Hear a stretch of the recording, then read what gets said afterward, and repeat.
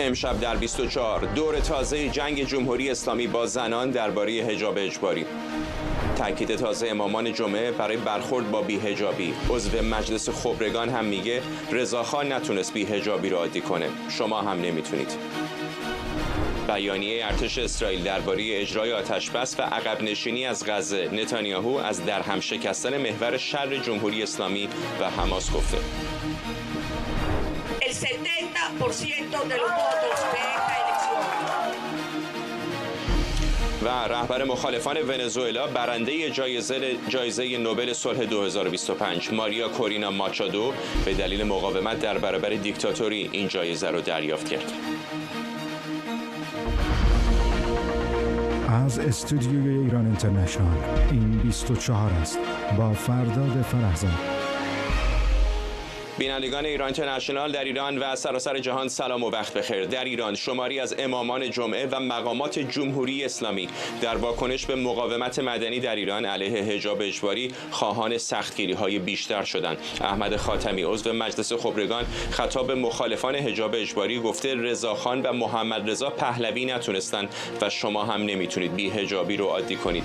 احمد علم‌الهدی امام جمعه مشهد هم خواهان برخورد بیشتر با بی‌حجابی شده. همزمان عده‌ای از چهره‌های سرشناس بار دیگه از این مقاومت مدنی زنان حمایت کردند. علی دایی و وریا غفوری عکسی مشترک به همراه همسرانشون بدون حجاب منتشر کردند. باران کوثری و آناهیتا نعمتی بازیگران سینما هم اقدامی مشابه انجام دادند. در همین حال حسین علایی فرمانده پیشین سپاه هم در گفتگوی با وبسایت جماران سختگیری‌ها رو به دلیل عدم حمایت جامعه بیفایده دونسته. او گفته بی‌حجابی فعلی مثل حضور زنان در ورزشگاه‌ها نه با تصمیم حاکمیت بلکه با پیگیری مستقیم زنان محقق شده.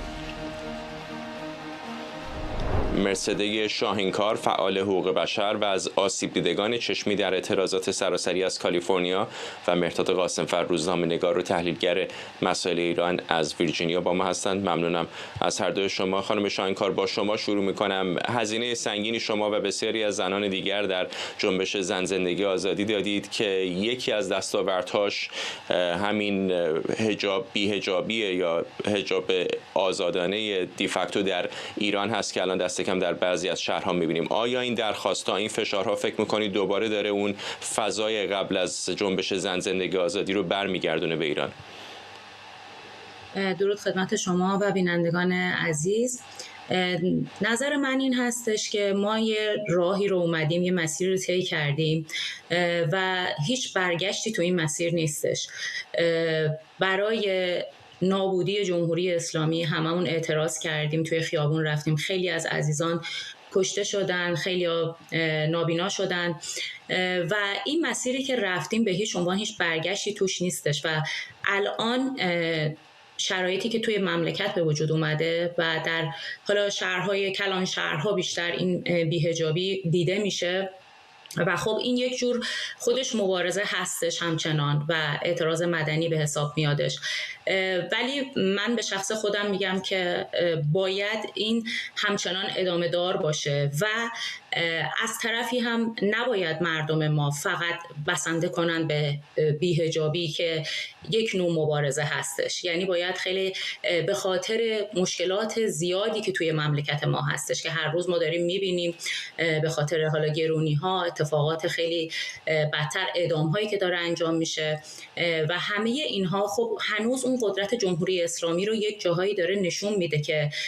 داره از یک ابزاری برای اون سرکوب مردم داره استفاده میکنه متاسفانه و ما باید هممون قدم‌های بزرگتری برداریم تا به هدف اصلیمون برسیم. این همه جوان کشته نشدن که فقط ما تو همین مرحله بمونیم و حالا افرادی هستن که توی جمهوری اسلامی میان، همین امامای جمعه یا هر کسی که میاد برای خودش صحبت میکنه و میگه که ما میخوایم این رو از زنان بگیریم. این چیزی بوده، دستاوردی بوده که ما تو جنبش زن زندگی آزادی به دست آوردیم، ولی دستاوردهای بزرگتری داریم برای اینکه بخوایم به اون هدف اصلیمون برسیم و امیدوارم که واقعا این انجام بشه، چون جمهوری اسلامی همجور که همه میدونن با اون سرکوب وحشیانه، با اون قدرتی که میتونه مردم رو تا یه جایی کنترل کنه، ولی به نظر من دیگه یه جاهای کنترل هم الان دستش در رفته و میخواد مثل قبل اون کنترل رو داشته باشه و نمیتونه و خب این خیلی جای خوشحالی هستش برای همه ما که این دستاورد رو به دست آوردیم، ولی باز هم من میگم نباید به این موضوع قانع بشیم و باید قدم‌های بزرگتری برداریم. آقای قاسم‌فر شما چه فکر میکنید؟ آیا اون کنترل و فشار اصلا قابل بازگشت هست یا دیگه غول از چراغ در اومده و کاری جمهوری اسلامی نمیتونه بکنه؟ بله، این مسئله واقعا یک مسئله اصلا فارغ از مسئله سیاسی، یک مسئله است که در واقعیت‌های اجتماعی امتحان شده در سراسر دنیا هم اتفاق افتاده. الان جمهوری اسلامی با یک وضعیتی رو در است که فکر میکنه یکی از پایه‌های نمادین ایدئولوژیکش در حال فرو ریختنه. از طرف دیگه جامعه داره مسیر خودش رو میره و در واقع جمهوری اسلامی در موقعی قرار داده که در یک بنبست حکومتی، یعنی در واقع ما با یک ترکیبی از بنبست حکومتی، پویایی اجتماعی و عمیق شدن اختلاف بین شکاف بین جامعه و حکومت رو در رو هستیم. این در چنین وضعیتیه که جامعه در واقع شروع میکنه به وضع قوانین خودش و اون رو به صورت آرام، غیر خشونت‌آمیز و به صورت گسترده‌ای در هر جا که بتونه، حالا در شهرهای بزرگتر ایران یا در ایونت ها در وقایع مختلف، سعی میکنه این رو اجرا بکنه، این قانون رو که وضع کرده اجرا بکنه. از اون سمت نظام هم سعی میکنه که در درون این شکاف وضعیت رو به نفع خودش تغییر بده. ببینید گرامشی یک بحثی داره که میگه که نظام‌های اجتماعی اساساً بر اساس دو فاکتور در واقع زور و پذیرش اجتماعی میتونن به نظام‌های اقتدارگرا میتونن به حیات خودشون ادامه بدن. اما این نظام‌ها و به تدریج وقتی که رضایت اجتماعی سطحش پایین میاد، سعی میکنن که بر میزان زور بیفزایند و سهم زور بالا میره و این به تدریج باعث میشه که تقابل جامعه و حاکمیت اینقدر بالا بگیره که این به درون خود نظام هم سرایت میکنه و شکاف‌های درون نظام رو تسریع میکنه. الان ما شاهدیم که توی همین وضع بحث حجاب یا بحث حجاب اختیاری اساساً درون خود نظام هم این شکاف‌ها به سرعت داره گسترده میشه و در واقع بخشی از نظام هنوز سعی میکنه اون پایه‌های نمادین ایدئولوژیک رو به طریق سنتی، یعنی اعمال زور و کنترل از طریق اعمال زور حفظ بکنه، ولی از طرف دیگه بخش دیگری از این همین نظام تصورش بر این هست که برای حفظ پایه‌های نظام در شرایط فعلی باید امتیازاتی به جامعه بده. اما واقعیت اینه که این وضعیت یک شرایط بسیار دوگانه و پیچیده‌ای رو ایجاد میکنه، از این بابت که نظام هر چقدر اگر فضاها رو کوچکترین گشایشی ایجاد بکنه یا جامعه اگر کوچکترین وضعیتی رو به دست بیاره خودش به تدریج با همین مبارزات روزمره، بعداً هرگز قابل برگشت پذیر که نیستن. هیچ نکته مهمش اینه که این به یک مرحله بعدی خواهد رفت، یعنی جامعه هرگز متوقف نمیشه، همینطور که نظام‌های اقتدارگرا هم سعی میکنن متوقف نشن. ولی در بازی حجاب اختیاری الان جامعه ایران تونسته سنگرهایی رو که 47 سال نسل‌های پیشین از دست داده بودند در بخشایی به دست بیاره و اینها رو حفظ کنه. هرگز نظام قادر نیست که اینها رو دوباره اعمال بکنه مگر اینکه با ایجاد هزینه‌های بسیار بالا که الان جمهوری اسلامی در موقعیتی نیست اساساً که چنین هزینه‌ای رو بتونه بپردازه، به ویژه در حوزه خیابانی و اجتماعی. خانم شاهینکار، بارها دیدیم که اگر جامعه یک قدم عقب رفته، حکومت 2 قدم به جلو آمده و برعکس وقتی جامعه 1 قدم به جلو رفته، خواسته و ناخواسته حکومت هم مجبور شده عقب نشینی بکنه. چقدر فکر میکنید حالا که فضا مثل فضای جنبش زن زندگی آزادی نیست اما حجاب اجباری هم بسیار تضعیف شده در ایران، ادامه این مبارزه مهم هست؟ مثلا در ابتدای همین مقدمه همین برنامه اشاره کردم بعضی از چهره‌های سرشناس سینمایی یا ورزشی مثل وریا غفوری و علی دایی با همسرانشون بدون حجاب اجباری عکس منتشر کردن. چقدر فکر می‌کنید این مبارزه‌های غیر مستقیم مهم هستش که حکومت نتونه اون یک قدمی رو که گفتم دوباره جامعه رو به عقب بکشونه؟ ببینید هر قدمی که برداشته میشه خودش یه جوری مشت محکمیه توی دهن خود جمهوری اسلامی، یعنی یه دهنکجی بزرگی هستش بهش که خیلی افراد دارن حمایت میکنن این موضوع رو. ولی خب میگم جمهوری اسلامی خودش الان توی شرایطی هستش که مجبور کوتاه بیادش و اگه بخواد یک حرکت اساسی انجام بده، دوباره بخواد ماشینای گشت ارشادش رو بیاره تو خیابون، یعنی خودزنی داره میکنه به نظر من و شرایط خب خیلی بدتر میشه، چون میگم راهی که ما اومدیم دیگه برگشتی توش نیستش. و اگه ما یعنی تا الان تو این قسمت ما تونستیم خیلی جلو بیایم، ولی اگه تو همین مرحله استاپ بشه، خب خیلی ها میپیوندن به این جنبش، بیشتر نشون داده میشه که داره خودش رو قوی تر میکنه. اما اگه بخواد تو همین مرحله ها بمونه، واقعا قابل پیش بینی نیستش که جمهوری اسلامی بخواد چه حرکت بعدی انجام بده و اینکه مردم خودشون آیا در همین سطح راضی هستند. این سوالیه که من همیشه دارم میپرسم که آیا مردم فقط به همین سطح راضی هستن که آیا فقط بی حجاب برن، ولی مشکلاتی که توی مملکت هستش و خیلی شرایط رو روز به روز داره بدتر میشه، بابت اون چه حرکتی میخوان انجام بدن. و اینا همه بستگی به شرایط جامعه داره که نشون میده که چه اتفاقی پیش بیادش که مردم بخوان قدم بعدی رو بردارن. این اولین قدم بود، خیلی قدم بزرگی هم بودش، چون یکی از پایه‌های اصلی جمهوری اسلامی هستش حجاب زنان و همیشه از این طریق خواسته کنترل بکنه و الان این پایه قشنگ شکسته شده. مهم اینه که من فقط قدم بعدی رو دارم میبینم که الان 1 سال، 2 سال، 3 سال بعد چی میخواد پیش بیادش. اگه واقعا جمهوری اسلامی کوتاه بیادش و بی‌حجابی برداشته بشه، و البته ما هنوزم داریم میبینیم توی مدارس بچه‌های کوچیک با مقنعه و مانتو دارن میرن مدرسه.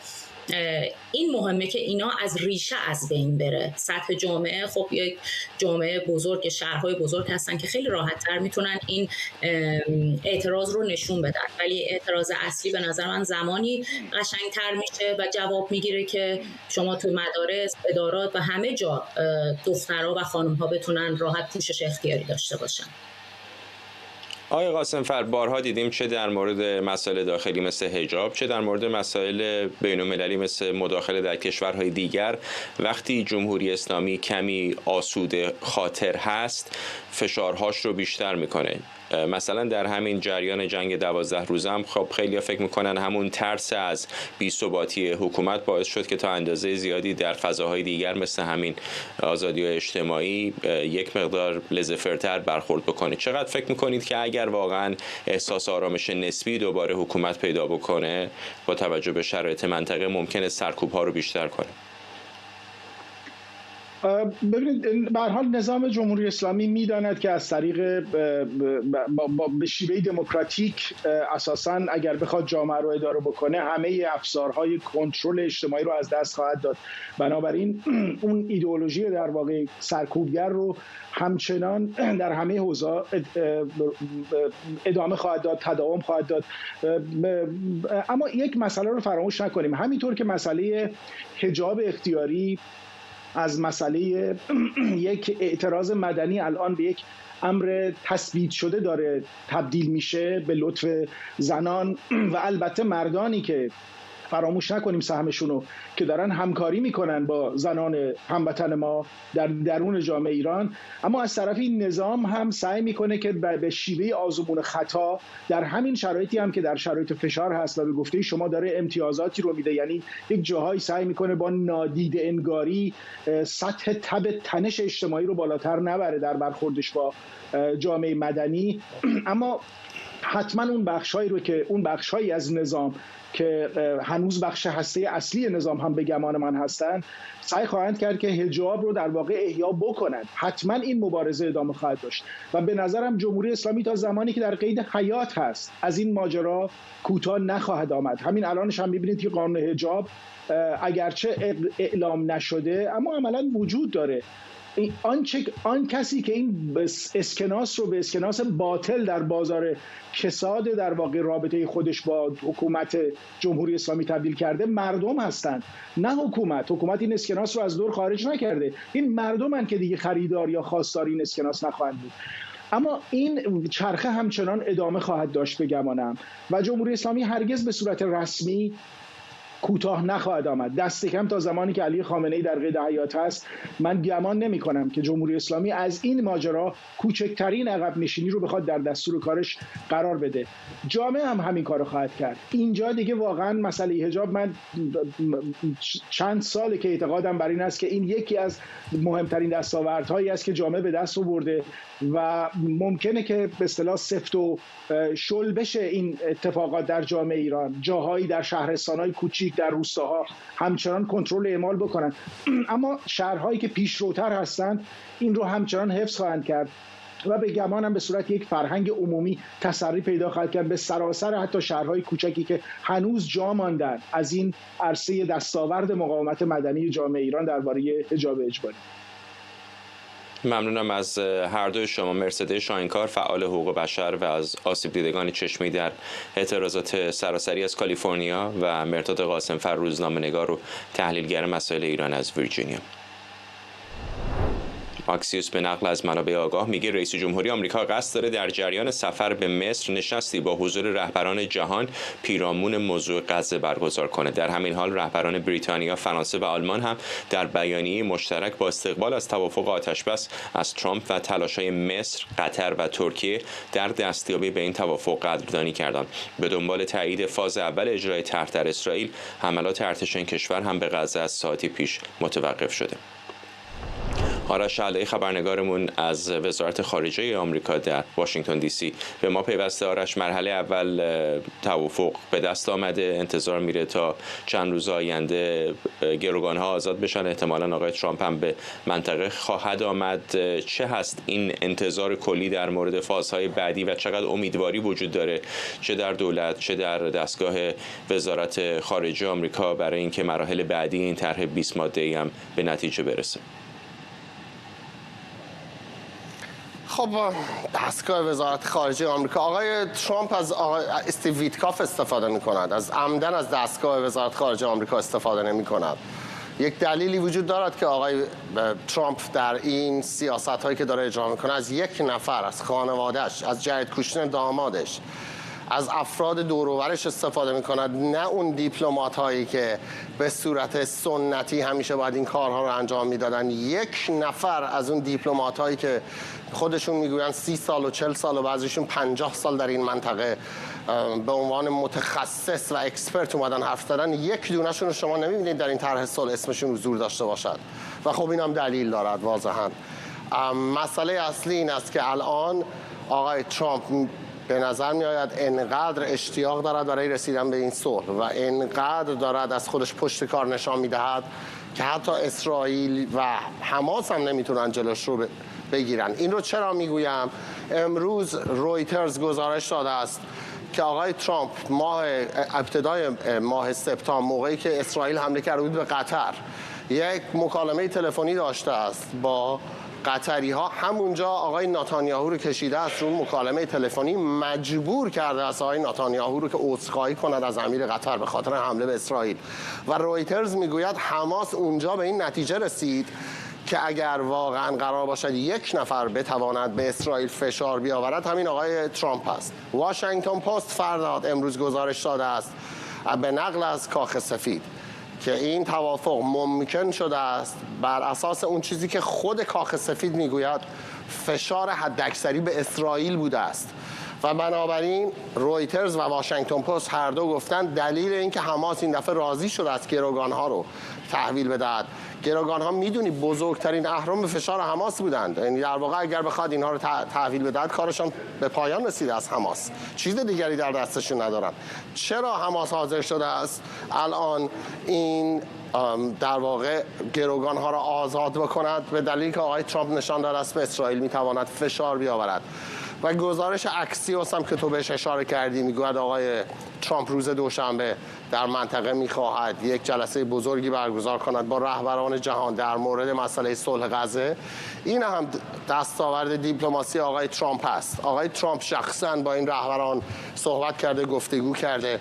در طول این یکی دو روز گذشته من کلی گزارش‌های مختلف دیدم، شنیدم از رهبران دنیا، وزرای امور خارجشون که اعتبار این کار رو میدن به آقای ترامپ. میگن ساعت 12 شب بعضی وقتا زنگ میزنه پیگیر این کار بوده است، مستقیم خودش دنبال این کار رفته است و بنابراین ترامپ به نظر میآید خودش انقدر سرمایه‌گذاری شخصی در این مسئله دارد که خیلی سخت است برای اسرائیل هم که با آقای ترامپ دیگر بگوید نه. مخصوصا شما الان میبینید آقای نتانیاهو هم در طول 24 ساعت گذشته یکی دو تا مصاحبه کرده است، به شدت از آقای ترامپ تعریف کرده و دفاع کرده است و گفته است بدون آقای ترامپ اصلا این داستان انجام نمی‌شده است.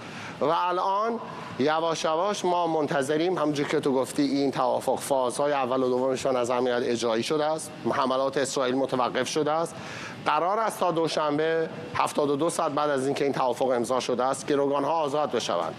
آزادی این گروگان‌ها تضمین خواهد کرد بقیه این داستان پیش خواهد رفت یا خیر فرداد. ممنونم از تو. همکارم آرش علایی در وزارت خارجه آمریکا از واشنگتن دی سی. نخست وزیر اسرائیل هم در پیامی تلویزیونی درباره آتش‌بس گفته اسرائیل تا زمان خلع سلاح حماس در غزه باقی میمونه. بنیامین نتانیاهو وعده داده حماس خلع سلاح و غزه به منطقه غیر نظامی تبدیل بشه. אבל דחיתי בתוקף את כל הלחצים הללו. امنیت اسرائیل یعنی تحقق اهداف جنگ، از جمله آزادی گروگانها، خنثی کردن تهدید هسته‌ای و بالستیک جمهوری اسلامی که بقای ما را به خطر می‌انداخت و شکستن محور جمهوری اسلامی که حماس جزء مرکزی آن بود. با وجود همه فشارها ما به مبارزه در غزه و در کل منطقه ادامه دادیم. به این ترتیب ما حماس رو از همه جهات تحت فشار قرار می‌دهیم. در آستانه مرحله بعدی که در آن حماس خلع سلاح خواهد شد و غزه غیر نظامی می شود.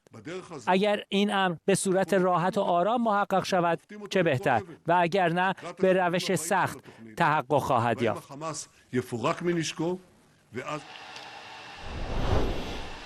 علی سعدزاده تحلیلگر مسائل خاورمیانه از فرانکفورت به ما پیوسته. آقای سعدزاده، با تلاش‌های بسیار زیاد و به مدد رئیس جمهوری آمریکا بالاخره این توافق دست کم بخش اولش محقق شده، اما در انگلیسی ضربون مثلی است میگن شیطان در جزئیات است و جزئیات هم میدونیم بسیار زیاد است. اینکه سرنوشت حماس چه خواهد شد، اینکه کنترل غزه بعد از حماس در دست چه کسی خواهد بود اگر اصلا حماسی نباشه، چقدر به نظرتون این جزئیات میتونه پاشنه آشیل مراحل بعدی این توافق باشه؟ این جزئیات میتونن کل طرح رو به شکست بیانجامونن. این تهدیدی که الان آقای نتانیاهو کرد باید خیلی خیلی خیلی جدی بگیره حماس، چون شما الان در لبنان میبینید علیرغم اینکه آتشبسی هست ولی از اونجایی که حزب الله خودداری میکنه از تسلیم سلاحش، همیشه تقریبا هر روز ما شاهد حمله اسرائیل به بعضی از مراکز حزب الله هستیم. بنابراین تهدید نتانیاهو که حماس باید سلاحاش رو تحویل بده تهدید بسیار بسیار جدی است و اینو تمام جهان میخواد. در حقیقت حماس هم مجبور شده که بپذیره این مسئله رو، ولی گفته به یک نیروی فلسطینی میدم این سلاح‌ها رو. ولی به هر حال این اساسی ترین مسئله است. شما تصور بکنید میگن 3000 تا 4000 نیروهای مسلح حماس هنوز هستند. گرچه اینها منسجم نیستن، گرچه اینها یک پارچه نیستن، یک ارتش واحد نیستن، ولی به هر حال اینها اسلحه دستشونه و هر کدوم از اینها میتونن یک خطری برای آینده باشن. تصور بکنید یکی از اینا، دو تا از اینا به طرف نیروهای اسرائیلی که هنوز حدود 50% منطقه غزه رو در اشغال دارن اونجا تیراندازی بکنن، یک فاجعه به وجود بیارن، چند نفر اسرائیلی کشته بشه. نتیجه شما میدونید اسرائیل مجددا حمله خواهد کرد، یعنی خبری از صلح نخواهد بود. بنابراین حرف شما درسته، شیطان در جزئیات خوابیده. بنابراین حماس هیچ راهی نداره جز اینکه باید اسلحه‌هاشو تحویل بده. اینکه مرحله دوم که شروع خواهد شد، یعنی شروع خلع سلاح حماس، نمیدونیم. و من هم علیرغم خبرنگارتون از آمریکا هنوز مطمئن نیستم که آمریکا با همون جدیتی که تا به حال برای آزادی گروگانها انجام داده، با این جدیت مراحل بعدی رو هم به اصطلاح، چون ما نمیدونیم که ویتکاف و کوشنر و دیگران با همین جدیت مراحل بعدی رو هم با پشتکار دنبال بکنن، چون میبینید که لبنان رو تقریبا رها کردن. اینه که اگر آمریکا مراحل بعدی رو واقعا با همین جدیتی که تاکنون انجام نده و حماس و نتانیاهو رو به حال خودشون بگذاره، هر دو طرف پتانسیل اینو دارن که دوباره جنگ آغاز بشه یا جنگ به صورت تناوبی همینطور ادامه پیدا بکنه. همه صحبت از روز تاریخی کردن روزی که این خبر اعلام شد و من معتقد بودم روز تاریخی زمانی است که مرحله دوم لااقل، یعنی خلع سلاح حماس کاملا انجام بگیره.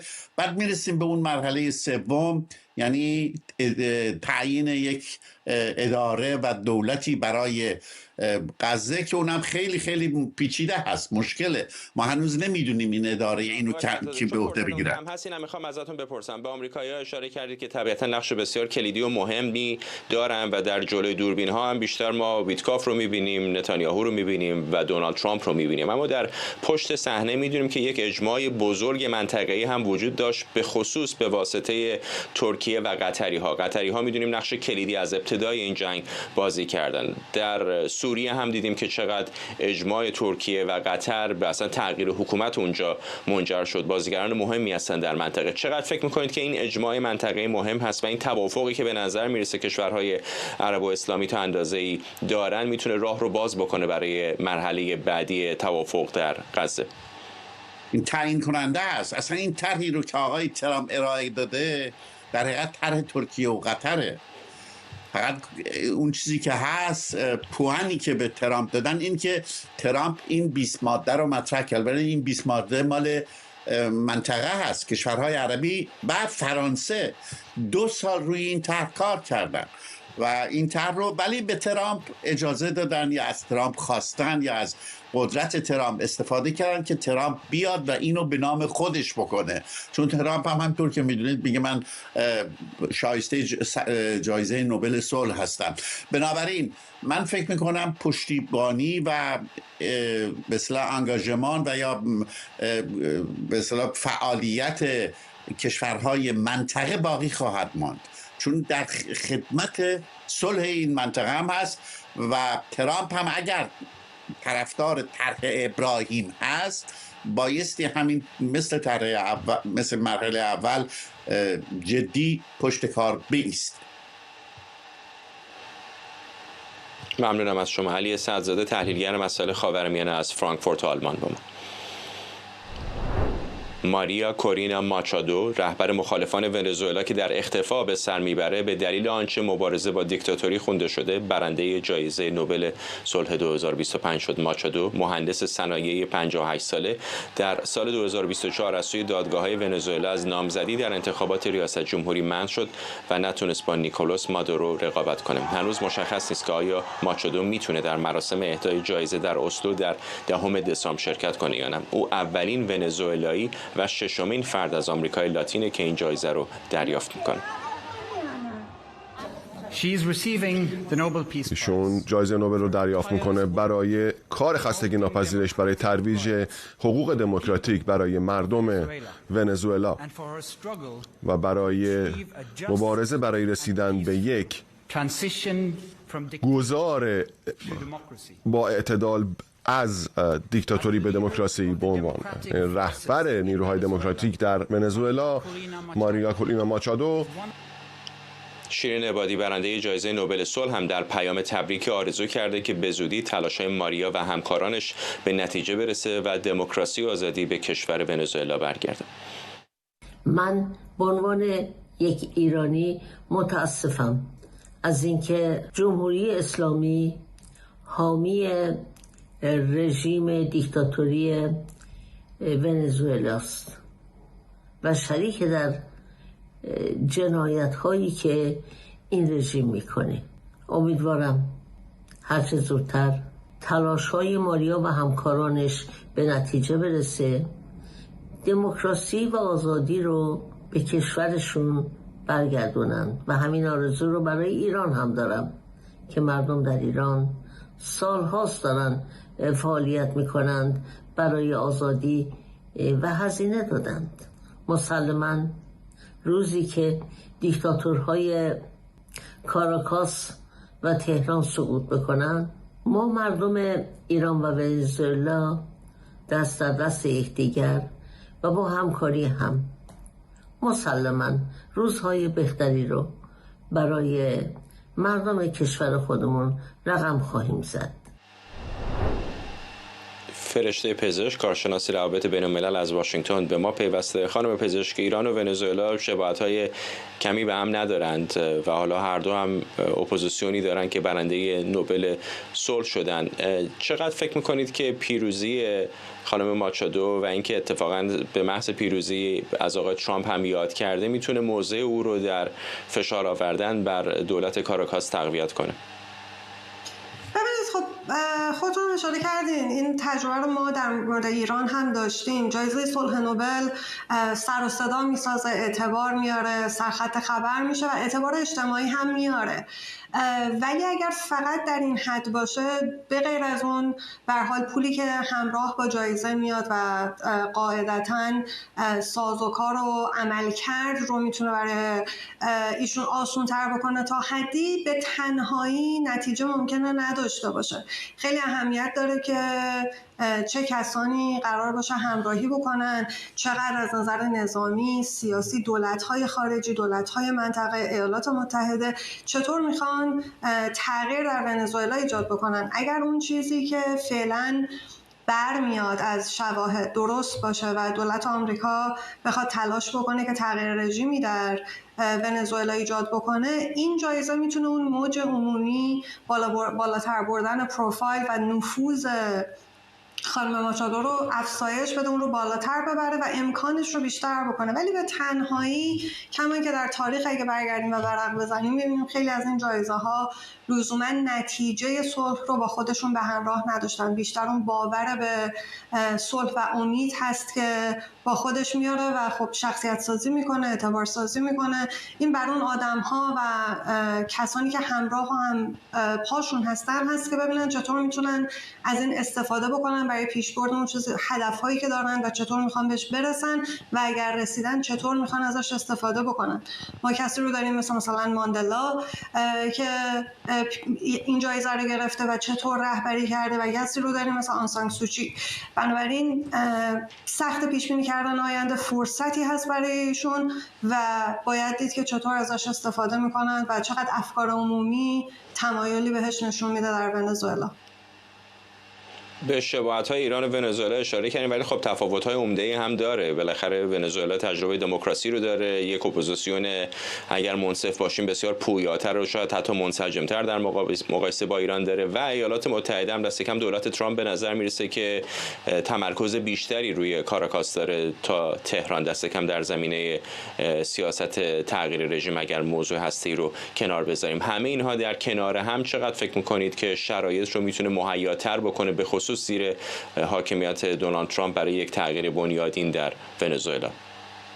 اشاره کردم خیلی بسته به این داره که چقدر اراده داشته باشه آقای ترامپ که هزینه بده و واقعا جدی‌تر وارد بشه. و همینطور اینکه چقدر آقای مادورو و کسانی که اونجا سر کار هستن قدرت داشته باشن و بتونن مبارزه بکنن و دوام بیارن و بقا داشته باشن. خیلی وقتا طرح‌های زیادی ممکنه دولت‌ها داشته باشن ولی در عمل نتونن اون رو به انجام برسونن، اما اگر که ارادهش باشه برای دولت آمریکا و اون انسجامی که الان هست در ونزوئلا در اپوزیسیونش و همینطور بین مردم این نفوذ بیشتر باشه، خیلی فکر می‌کنم شانس بیشتری داره از اون چیزی که شاید ما تجربهش رو در ایران داشتیم توی این 4 دهه گذشته و همون دلیلی که شما هم اشاره کردین.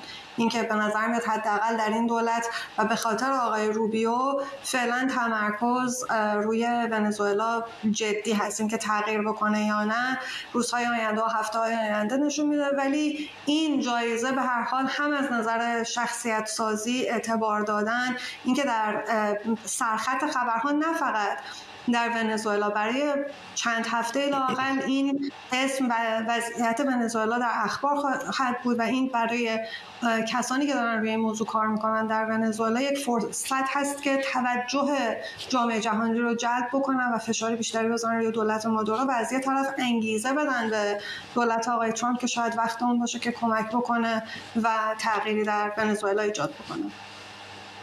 ممنونم از شما. فرشته پزشک، کارشناس روابط بین‌الملل از واشنگتن. حساب رسمی فارسی برنامه پاداش برای عدالت وزارت خارجه آمریکا اعلام کرده افرادی از طریق یک شرکت بازرگانی در تلاشند به صورت غیرقانونی فناوری حساس رو برای صنایع نظامی ایران از جمله نیروی قدس سپاه تأمین کنند.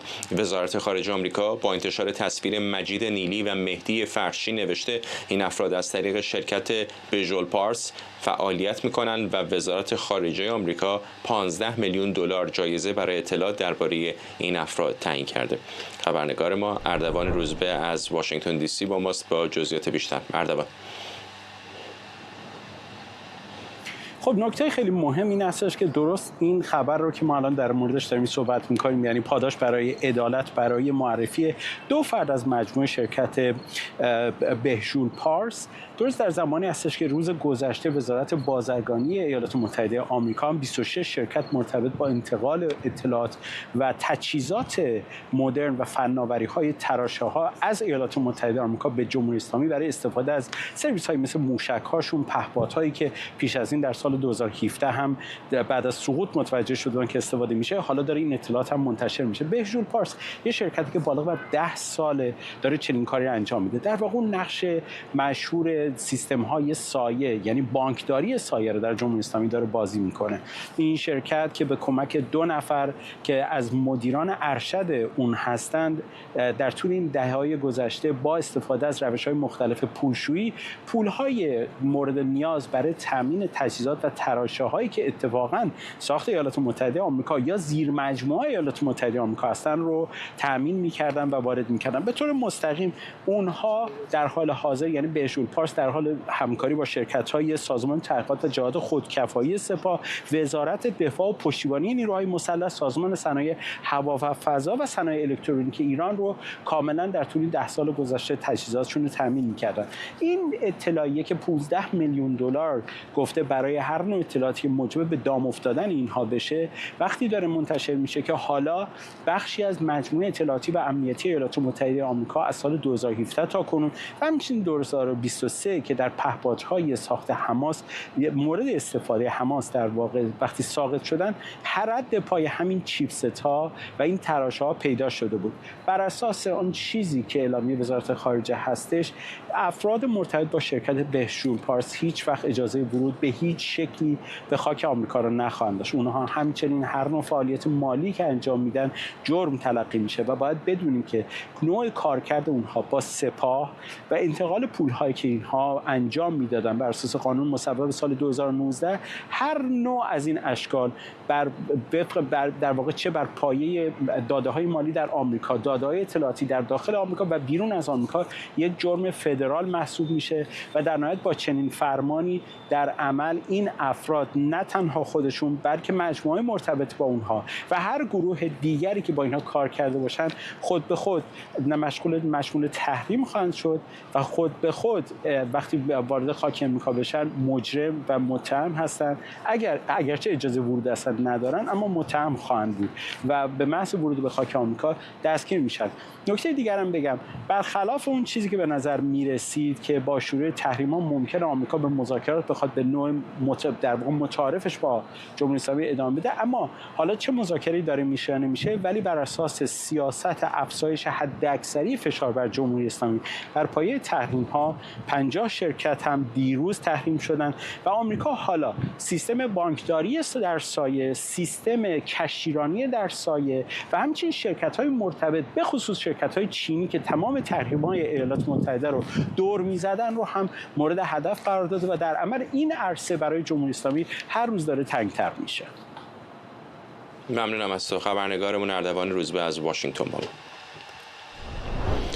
سنای آمریکا 2 قانون قدیمی که به رئیس جمهوری اجازه عملیات نظامی در خاورمیانه رو میداد لغو کرده. همان مجوزهایی که ترامپ در دور اول ریاست جمهوریش از اون برای حمله به قاسم سلیمانی فرمانده نیروی قدس سپاه پاسداران در بغداد استفاده کرده بود. پیشینه این قوانین به جنگ اول خلیج فارس در سال 1991 و حمله آمریکا به عراق در سال 2003 برمیگرده. این تصمیم برای جلوگیری از استفاده نادرست رؤسای جمهوری از قدرت نظامی خوانده شده.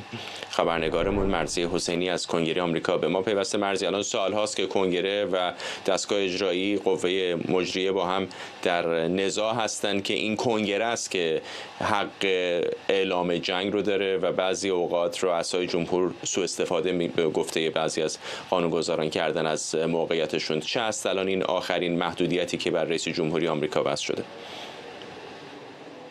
همینطوره فرداد، بالاخره آمریکاست و در نهایت مجلس نمایندگان به کاخ سفید هم زورش چربید و اینا در واقع اختیارات جنگی کاخ سفید رو محدود کردن، برش گردوندن به اینجا کنگره. بر اساس قانون اساسی آمریکا فقط کنگره میتونه فرمان صدور جنگ رو صادر بکنه، همیشه همینطور بوده. اما بعد از حملات صورت گرفته حالا به جنگ ویتنام و حمله 11 سپتامبری که به آمریکا شد، در اون بازه زمانی به دلیل در واقع سرعت عملی که کنگره می‌خواست به کاخ سفید بده برای تسریع حالا پروسه انتقامی به هر صورتی که بود، 2 تا قانون تصویب کردند که بر اساس این قانون‌ها رئیس جمهور آمریکا اجازه داشت در مواقع ضروری خصوصا در محدوده خاورمیانه یک سری اقدامات نظامی رو انجام بده. در اون بازه زمانی با استفاده از همین، یعنی همین شد مبنای حملات آمریکا در خلیج فارس، حملات آمریکا به عراق. اما خب 20 سال از اون قانون گذشته بود و عملاً اون قانون‌ها حذف نشده بودن از قانون اساسی آمریکا و همین به آقای ترامپ فرصت داد که 20 سال بعد قاسم سلیمانی رو بر اساس قانونی بکشه که هیچ ربطی بهش نداشت و این انتقاد قانونگذاران بود که میگفتن اصلا اون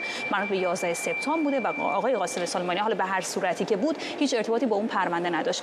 و حمله اخیر ترامپ به ایران هم در واقع مزید بر علت شد. من همون روزای بعد از حمله بود که این لایحه پیشنهاد شد توسط سناتور تیم کین و من با خود سناتور تیم کین هم صحبت کردم اینجا در کنگره و همون بازه زمانی فعلی به من گفت که ما نمیخوایم آقای ترامپ تصمیم بگیره و آمریکا رو وارد یک جنگی در خاورمیانه بکنه که در واقع نسل‌های فعلی آمریکا هزینه قانون رو بدن که نسل‌های قبلی تصویب کرده. میدونیم که این زد و خورد وجود داشت، در طول سالهای گذشته بارها تلاش کرده بودن، نتونسته بودن که این قانون رو لغو کنن، اما گویا اقدامات اخیر آقای ترامپ حالا چه در مقابل ونزوئلا چه در مقابل ایران باعث شد که در واقع این نگرانی در نهایت به سرانجام برسه. هم در مجلس سنا هم در مجلس نمایندگان در واقع این لوایح تصویب شدن و بخشی از بودجه بزرگتری هستن که در واقع بودجه نظامی آمریکا گفته میشه بیش از 920 میلیارد دلار که یکی از بزرگترین بودجه‌های نظامی تاریخ آمریکاست که در واقع جزئیات بسیار مشرحی داره، 4% حقوق نظامی‌های آمریکا رو افزایش میده و بخشی از بودجه سنتکام یعنی فرماندهی آمریکا در خاورمیانه رو هم افزایش میده. در کنار این فردا یعنی این شرایط و این تصویب در حالتی انجام شده که میدونیم امروز روز 10 تعطیلی کنگره آمریکاست، یعنی چقدر اجماع نظر وجود داشته در خصوص محدود کردن اختیارات جنگی آقای ترامپ که در بازه‌ای که قانونگذاران آمریکا عملاً چندان توافق خاصی با هم ندارن تونستن با 70 رأی اون رو در مجلس سنای آمریکا به رأی بگذارن. اما در خصوص تعطیلی کنگره هم یک آپدیتی بدم، روز 10 هست. کاخ سفید همین 1 ساعت پیشتر اعلام کرد که شروع کردن آرام آرام به اخراج کردن کارمندهایی که در طول 10 روز گذشته آقای ترامپ بارها نسبت بهش تهدید کرده بود. این کارمندهایی که امروز قرار هست اخراج بشن، جمعه هفته گذشته کاخ سفید تهدید کرده بود که اینها رو اخراج میکنه، اما به نظر میرسید که در طول 1 هفته گذشته آقای ترامپ یک مقدار عقب نشینی کرده بود که شاید بتونه با دموکرات‌ها مذاکره کنه، اما گویا ناامید شده از این روند مذاکره که حالا در آخرین اقدام اعلام کردن که قرار هست این لیست بلند بالا به گفته آقای وودکر رئیس دفتر برنامه و بودجه کاخ سفید هست به زودی آغاز بشه و بخش زیادی از کارمندهای آمریکا رو از کار برکنار کنه. ممنونم از تو. ممنونم. همکارم مرضیه حسینی از کنگره آمریکا در واشنگتن دی سی با ما. و ممنونم از شما که بیننده آخرین برنامه 24 این هفته بودید. هفته آینده هفته مهمی خواهد بود. آزادی گروگان‌ها رو داریم، سفر احتمالی رئیس جمهوری آمریکا به منطقه خاورمیانه و البته خبرهای بیشتر در مورد ایران. ممنونم از همراهیتون. تا برنامه بعدی، بدرود.